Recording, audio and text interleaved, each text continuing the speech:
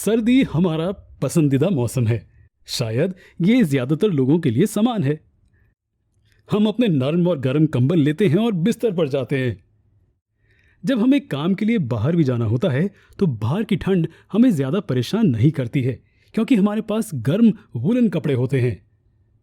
लेकिन क्या आपने कभी सोचा है कि हमें ये गर्म कपड़े कहां से मिलते हैं? हम जानते हैं कि आप कहेंगे जानवर जैसे कि भेड़ से। ये सच है, लेकिन क्या सिर्फ भेड़ ही हमें वूल देती है? क्या आप जानते हैं कि ऐसे कई दूसरे जानवर भी हैं जो हमें वूल देते हैं?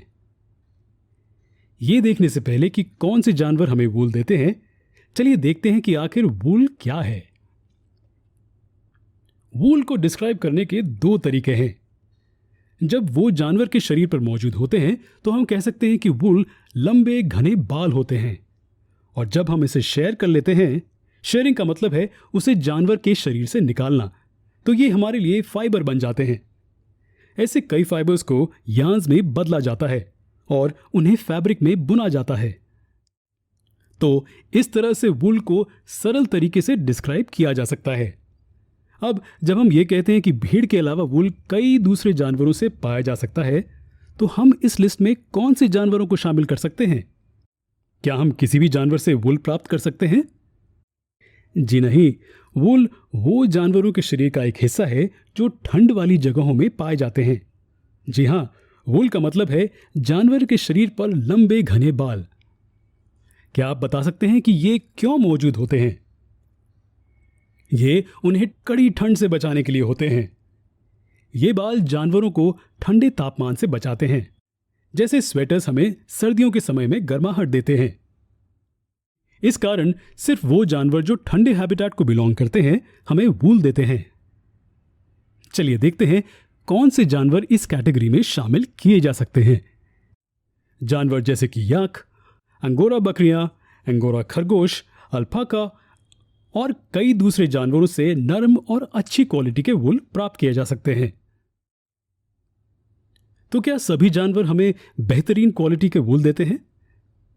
जी नहीं, कभी कभी बहुत से इश्यूज जैसे कि मैल न्यूट्रिशन या बीमारी या फिर दूसरे एनवायरमेंटल फैक्टर्स के कारण वूल की क्वालिटी प्रभावित हो सकती है। तो ऐसे केसेस में हम क्या करेंगे?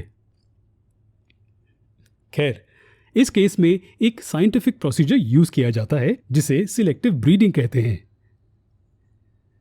सिलेक्टिव ब्रीडिंग से हमारा क्या मतलब है? क्या हम इस प्रोसेस के बारे में जानते हैं? चलिए देखते हैं। ब्रीडिंग का मतलब है रिप्रोड्यूस करना या फिर ऑफस्प्रिंग को जन्म देना। और सिलेक्टिव का क्या मतलब है? इसका मतलब है सबसे बेहतर चुनना। तो सिलेक्टिव ब्रीडिंग के केस में सबसे बेहतर वूल वाले जानवरों को चुना जाता है और उन्हें ब्रीड किया जाता है। हम जानते हैं कि पेरेंट्स के कैरेक्टर्स अपने ऑफस्प्रिंग में पास होते हैं, तो ये ऐसे ऑफस्प्रिंग्स को जन्म देंगे जिनके पास बेहतर क्वालिटी की वूल होगी। तो इस तरह से सिलेक्टिव ब्रीडिंग टेक्निक में पेरेंट्स के बीच रिप्रोडक्शन इन्वॉल्व होता है, जो अपने बेस्ट कैरेक्टर्स अपने ऑफस्प्रिंग्स को देंगे। ये सभी कैरेक्टर्स को पास करते हैं, लेकिन क्योंकि हम हाई क्वालिटी वूल के साथ पेरेंट्स को चुनते हैं तो ऑफस्प्रिंग्स के पास भी सेम ही होगा। हमें सिर्फ वूल की बेहतर क्वालिटी से मतलब है। तो वूल देने वाले जानवरों के बीच सिलेक्टिव ब्रीडिंग ये सुनिश्चित करती है कि आने वाले कई पीढ़ियों तक बेहतर क्वालिटी की वूल प्राप्त हो। अगले वीडियो में हम जानवरों से वूल फाइबर्स को प्राप्त करने के प्रोसेस को देखेंगे।